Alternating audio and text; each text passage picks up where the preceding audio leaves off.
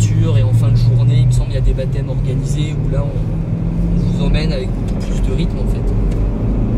Donc dans les stands, on limite à 60, on fera attention. On sort tranquillement.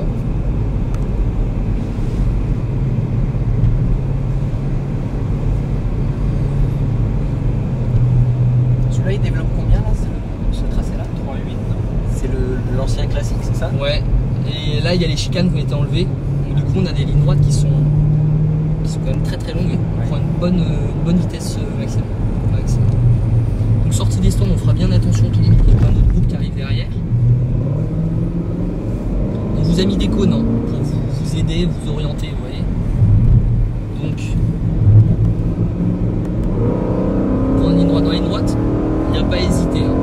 C'est à fond.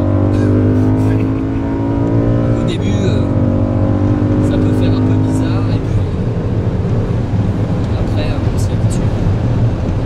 Vous voyez, on va arriver sur un grand virage à droite. Donc la trajectoire idéale, on va se positionner à gauche. Quand on arrive, on a un double cône comme ça, c'est le point de freinage. Là, on va commencer à freiner à ce niveau-là. On a un autre cône à l'extérieur, c'est le point de braquage. On va commencer à tourner. Et là, on a notre point de corde qui est à l'intérieur. On passe à côté, on a le regard qui porte loin, on ressort bien à l'extérieur. On a la même chose ensuite, vous voyez, deux cônes, on commence à freiner. Point de braquage, on braque. On a le regard qui porte loin, on voit le cône à l'intérieur, c'est le point de corde. Et on ressort à l'extérieur. Donc là, c'est une grande courbe rapide, donc forcément, c'est un peu comme deux virages à droite qui s'enchaînent. Le même principe. Et on ressort toujours à l'extérieur. C'est des trajectoires qui permettent de parcourir le moins de distance et du coup de gagner du temps. Il faut bien penser à utiliser toute la largeur de la piste, bien tendre les trajectoires.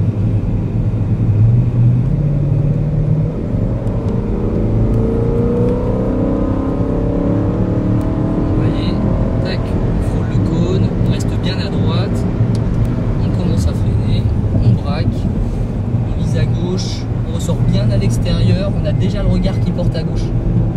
Voilà, tac. Donc là, c'est un enchaînement de virages, donc du coup, c'est vrai que ça. Et la ligne droite descend. Là, on a fait un tour complet.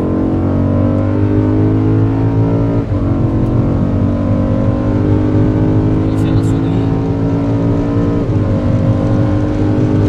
Vous voyez le double cône. On va commencer à freiner là.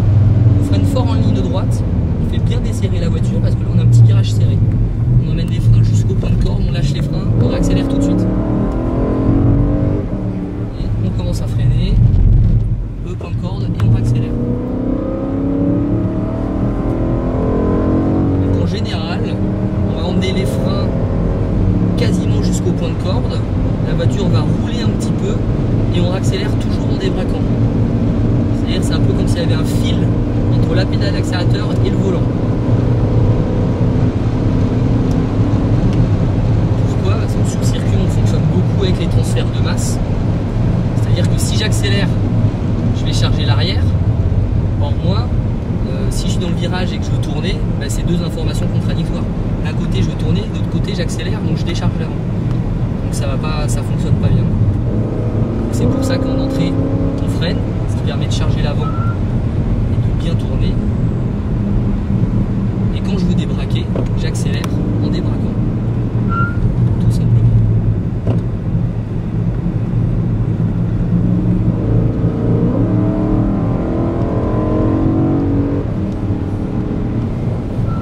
Ça va pour l'instant? Oui. Et les deux cônes au début du freinage. Oui. Le deuxième cône seul braquage. Exactement. Corde jaune. Exactement. Et on ressort à un autre cône tout seul. Exactement. C'est ça. Donc ça va vous aider, surtout que là c'est un grand circuit qui est très large, avec des virages en aveugle en plus. Donc ça va vous aider à trouver la trajectoire idéale plus rapidement.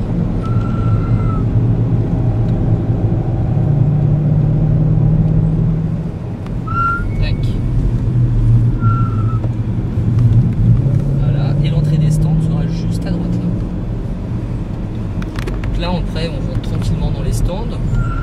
Vous allez pouvoir prendre vos voitures. une série de tours. Donc dans un premier temps, le but, ça sera d'assimiler déjà le circuit. Ensuite d'améliorer un petit peu les trajectoires, prendre confiance. Et on va travailler comme ça au fur et à mesure. Il y aura de plus en plus de rythme. Ce qui compte, c'est vraiment que vous conduisiez à votre rythme. Il ne faut pas se forcer. C'est-à-dire quand on essaye de faire plus que ce qu'on veut sur le moment, on est un peu au-delà de nos limites. Et de temps en temps, ça fait faire des bêtises. Donc dans le dernier tour, souvent, on va le faire un peu plus lentement pour laisser refroidir toute la mécanique, et les plaquettes, les disques.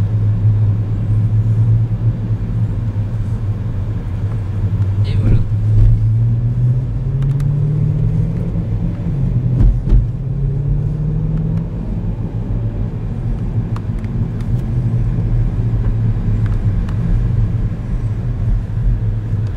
Alors je vais vous laisser monter dans les voitures.